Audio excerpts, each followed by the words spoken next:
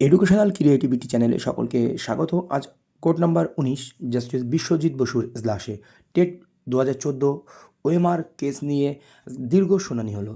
ভীষণ কাণ্ড ঘটে গেল ওর মধ্যে। বিচারপতি সমস্ত তথ্য জমা করতে বললেন। এই ওএমআরকে কেন্দ্র করে যত তথ্য বা সিবিআই রিপোর্ট ও অন্যান্য অর্ডারও জমা দিতে বললেন। বিচারপতি গুরুত্ব দিয়ে মামলাটি শুনলেনও ও কিছু অবাক করা কমেন্টও করলেন। এছাড়াও এখানে পিটিশনারদের পক্ষে অ্যাডভোকেট বললেন, হয় এই দিক নয় ওই দিক, যে কোনো একদিক যেতে হবে। হয় সমস্ত যারা ২০১৪ টেট থেকে চাকরি পেয়েছে তাদের চাকরি বাতিল করতে হবে, না হলে আমাদের যে পিটিশনারগুলো আছে সেই পিটিশনারদের সবার চাকরির ব্যবস্থা করতে হবে। এমনটাই দাবি পিটিশনারদের পক্ষে অ্যাডভোকেট। এমনটাই ঘটলো আজ। বিস্তারিত জানুন কবে এই মামলার পরবর্তী হিয়ারিং আর কি ঘটেছে সরাসরি অ্যাডভোকেট আলী হাসান আলমগীরের নিকট থেকে। ওনারই মামলা ছিল এটি, জানুন বিস্তারিত। 2014 টেটের ওএমআর ডিসপিউট নিয়ে যে সমস্যাটা ক্যালকাটা হাইকোর্টে চলছে সেটা আজ থেকে নয়, সেটা 2022 সাল থেকে চলছে। 2022 সালে একটা গ্রুপ অফ পিটিশনার্সরা এসে প্রথমবার হাইকোর্টে বলল যে আমরা আরটিআই করেছিলাম, আরটিআই করার পরে আমাদের কাছ থেকে 500 টাকার ডিমান্ড ড্রাফট জমা নেওয়া হয়েছিল। সেই ড্রাফট জমা নেওয়ার পরে আমাদের ওএমআর শিটের সার্টিফাইড কপি দেওয়ার কথা ছিল পর্ষদের তরফ থেকে, কিন্তু আমাদেরকে ওএমআর শিটের সার্টিফাইড কপি দেওয়া হয়নি। তার বদলে যে জিনিসটা দেওয়া হয়েছে সেটাকে পর্ষদ বলছে digital copy, digitise datasheet. Digitise datasheet যেটা বলে দিয়েছে সেটা আদতে একটা টাইপ কপি, সেটা কোনো মিরর ইমেজ বা স্ক্যান কপি নয় ওএমআরের, এবং সেটা কোনোভাবেই অরিজিনাল ওএমআর বা তার সার্টিফাইড কপিকে জাস্টিফাইড করে না। এটা ছিল ক্যান্ডিডেটদের বক্তব্য। এই বলে একটা মামলা হয়েছিল, এবং সেই মামলার প্রেক্ষিতে পরবর্তীতে এই একই ইস্যুতে অনেক মামলা হতে থাকে।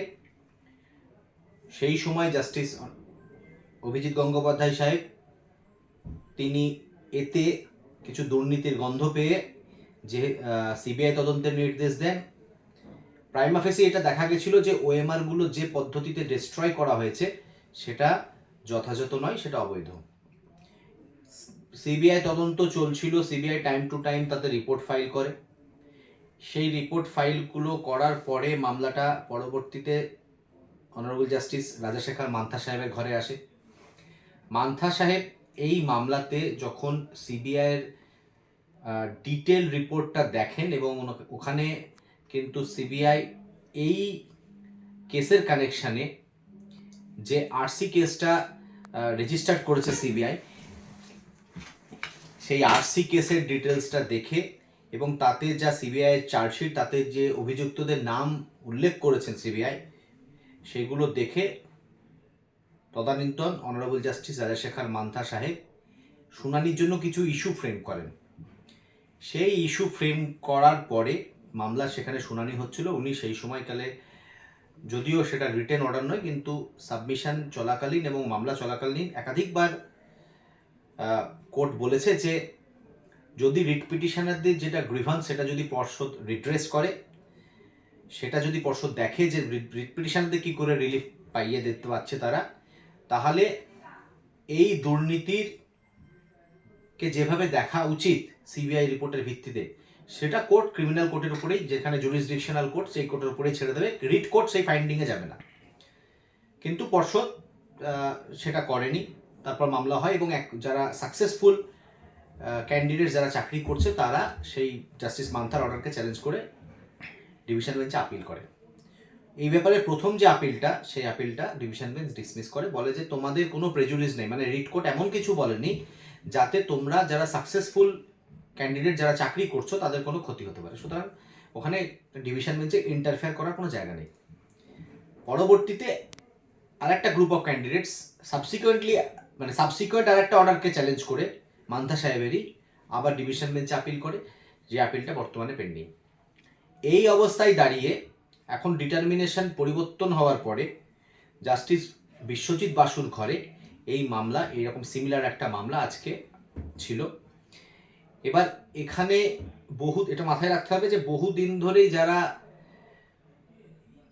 এই মামলার পিটিশনার, মানে এই মামলা বা এই টাইপের মামলার পিটিশনার, তারা কিন্তু কি হতে পারে, মানে হার জিত কিছু তো একটা হবে অন্ততপক্ষে মামলার, মানে দীর্ঘমেয়াদী সেটা পেন্ডিং আছে, সেইটাতে তারা সন্তুষ্ট নয় এবং সন্তুষ্ট থাকার কথাও নয়।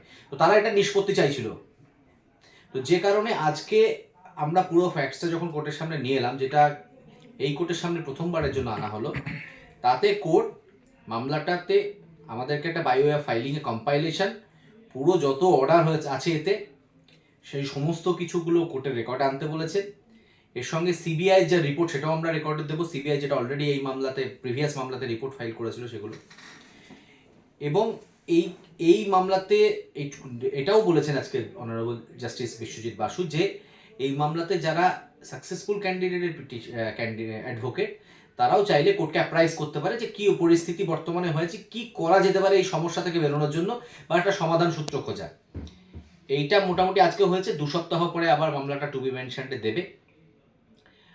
কোর্ট কিন্তু পুরো ব্যাপারটাকে অ্যাড্রেস করেছে, যেহেতু অনারেবল জাস্টিস রাজশেখর মান্থা সাহেব অলরেডি একটা ইস্যু ফ্রেম করে গেছিল যে কি কি বিষয়ের ওপর শুনানির প্রয়োজন আছে এখানটায়, সেইটা দেখে কিন্তু কোর্ট এই সিলেকশন প্রসেসে বলতে এই ওএমআর সংক্রান্ত যে ইস্যুটা, মানে এটাও তো সিলেকশন প্রসেসেরই পার্ট, কারণ ওএমআর হচ্ছে প্রথম ধাপ, খাতায় আপনি পাস করবেন তবে আপনি ইন্টারভিউ অ্যাপটিটিউড টেস্টে যাবেন। এই প্রসেসে যে বিপুল দুর্নীতি হয়েছে সেটা কিন্তু ইস্যু ফ্রেম থেকে দেখে আগের বিচারপতির অর্ডার পড়ে এই জজ সাহেব কিন্তু অবাকই হয়েছে। এবার আগামীতে, এবং উনি এটাও অবজার্ভ করেছেন যে এক্ষেত্রে পুরো টেট সিলেকশনটাই একটা প্রশ্নের মুখে পড়ে যাচ্ছে। এবার এইটাকে এই জজ সাহেব কীভাবে অ্যাড্রেস করবেন, কিভাবে বিচার করবেন, সেটা তো কোর্টের ব্যাপার পুরোপুরি। আমাদেরকে কোর্ট যেটা নির্দেশ দিয়েছে আমরা সেগুলো কম্পাইলেশনের মাধ্যমে সব অর্ডার, সব রিপোর্ট, অ্যাপিল কোর্টের অর্ডার, যা পেন্ডেন্সি আছে বা যা ডিসপোজ অফ হয়ে গেছে সমস্ত কিছুটা আমরা কোর্টের কাছে জমা দেব। তো 2 সপ্তাহ পরে সম্ভবত জানুয়ারির 28 তারিখ এই মামলার পরবর্তী শুনানি হবে। তো সেদিন বোঝা যাবে যে এটা কোর্ট কিভাবে এটাকে ডিল করছে।